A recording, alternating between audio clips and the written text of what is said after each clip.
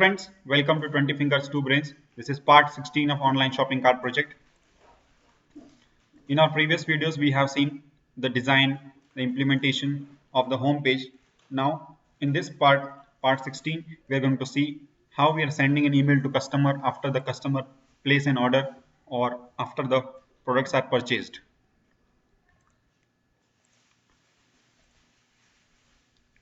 So first, we have to design the email template. So to design an email template, we have to right click on this project, add new item. Then from this web, we have to select an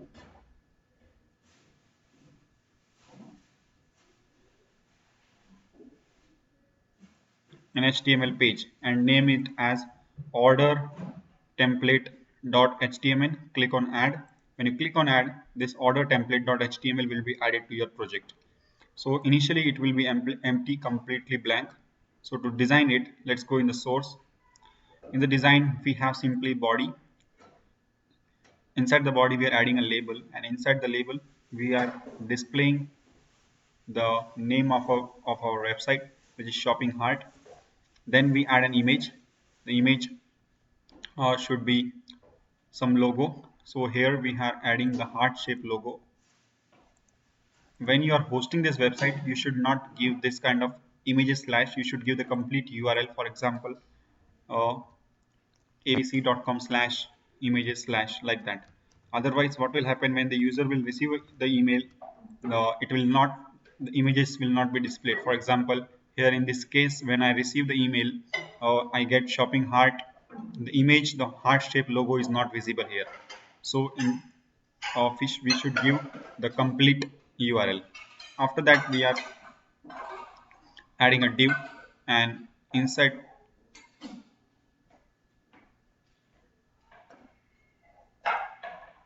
after that, what we are doing is we are simply adding a div, and that div is we are giving some border top, some style, so that we get this entire line, a blue line for this div.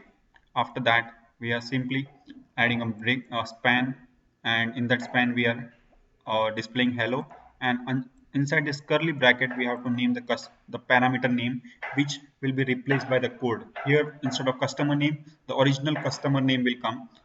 In our example, if you see, here we have hello Gopal Rajput. So here we are getting the customer name. So to display the customer name at runtime, we have to mention that in curly brackets.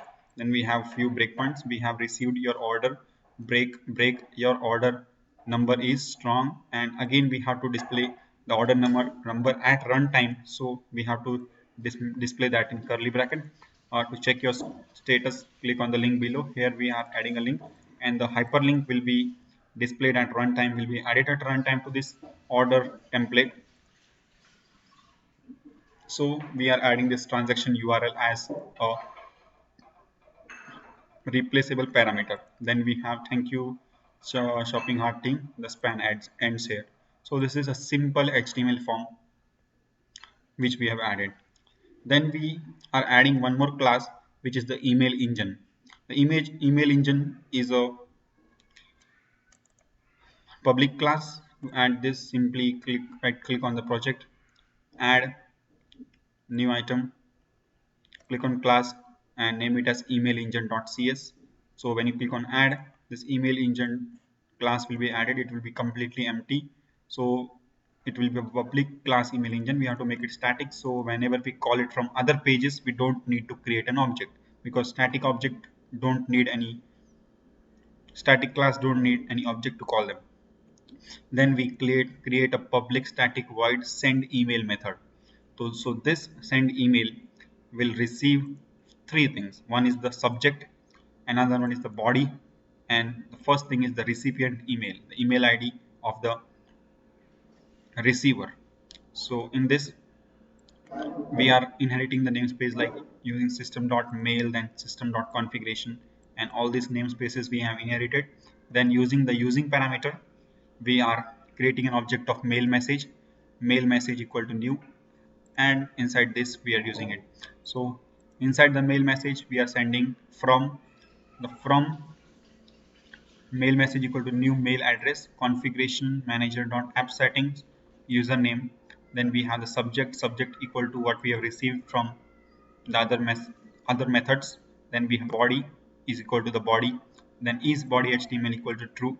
Then add to new mail address the name. The mail address will contain the receiver's email. Then we have few settings like smtp. Then we have to create an smtp client which will be useful to send the email.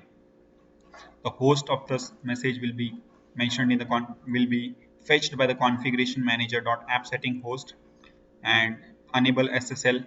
This all these parameters will get from the configuration manager. Then system dot network credential, and we have to mention the network credential of our SMTP. Or this we will also fetch from the configuration manager app settings username password. Then user default credentials true. Then we have to pass the network credential to the SMTP. Then we have to specify the port. Then we have to simply call the send method with all the mail message parameters. So this piece of code will send an email provided we have all the required things which are needed for sending the email. So here we are mentioning a configuration manager. To use this configuration manager, we are using system.configuration. Actually, this configuration manager deals with web config file. So in the web config file, we have the app settings section. We have already discussed the connection string section. Here we have the app settings section. So in the app settings section, we are adding one, two. We have already discussed this keys, admin login ID and password. These are the credentials which we use for the administrator of this website. And then for sending the email, we are making use of SMTP Gmail. We are not buying any hosting for that. So here we have the host equal to smtp.gmail.com. Enable security layer that we are setting as true. Then the username will be your email ID. For example, your email ID is kkk@gmail.com and that your password. So if you mention all this, that's enough. That's enough for sending the email. You can send the email even from localhost. But one more thing is, like, when you send an email, at that time you will for the first time you will receive an email like email in your email ID mentioning that there is unusual activity detected from your email ID. So there's a turn off and on button. So you need to turn off that alert message, security alert. It's a security alert. After that, you can send the email to any desired email ID using this keys. So these keys will be picked up by the email engine using the configuration manager.app settings username, host, enable SSL, username, password, and the port. All these things will be picked by this email engine, and this email engine will send the email on the desired email ID with subject and body. So when does a user send an email? The user send an email when the user places an order. So we have already discussed this btn order place click, and here we have a method like send order placed alert. So here what we do, we send the customer name. The customer name is already added by the user. Let me run the website.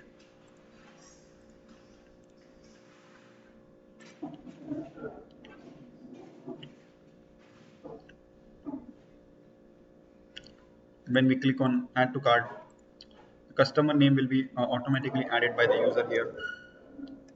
The phone number, email ID, address, all these details will be added. So we have the customer name, we have the customer email ID from the text box. Then we need the transaction number. So that transaction number, as we have discussed in our previous video, we are getting it from when we are saving the customer detail. After saving the customer detail, we are getting the customer ID, which is the transaction number, and the same transaction number we are displaying on the screen. So that transaction number we are passing it to send order place alert. Let me comment it again. So here we have a method send order place alert. So in this, uh, First we are preparing the body of this message we are preparing. So this means the same default.aspx page populate order email body. So in the populate order email body we are passing the customer name and the transaction number. So here we have it. So string body equal to initially it is empty. Then using the stream reader from the server.map path, we are picking the template order template.html. So this entire template order template.html, the order template.html will be read by where it is.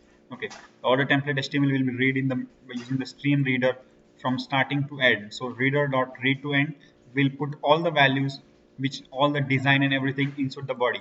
So where we have the body equal to bot, and after we read it we are replacing the customer name with the customer name which we have provided. We are replacing the order number with the transaction number which we have provided. Then we are replacing the transaction URL. For example, here we don't have a website, so what we do is shoppinghard.com. Suppose we buy a website, then at that time we will pass this URL as URL.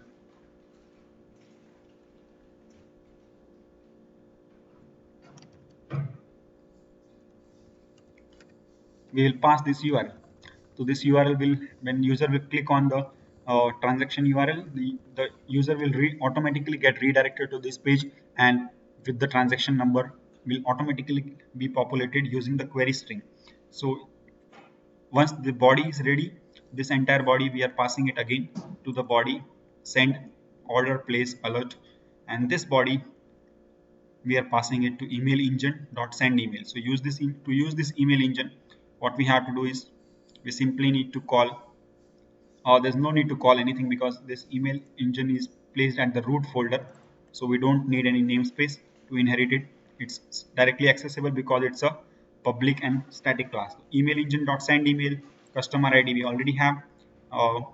We are passing this as the subject and the body.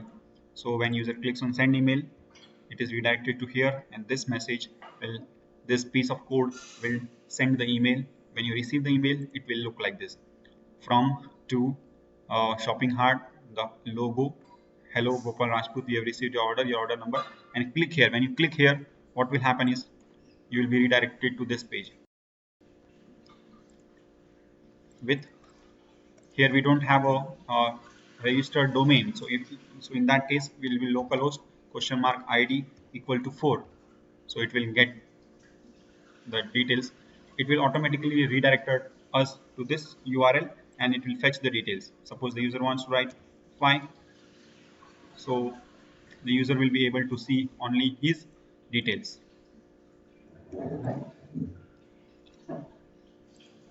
So this was uh, about sending email to customers after products purchase.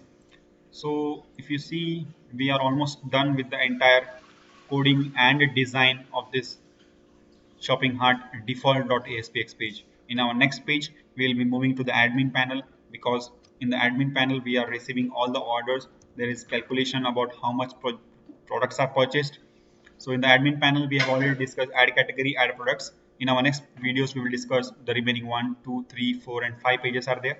After that, we will discuss how we are tracking the order. So thank you for watching this video. Uh, Please subscribe our channel. Also, if you have any query regarding any point you're not able to understand, please feel free to ask us on our Facebook page.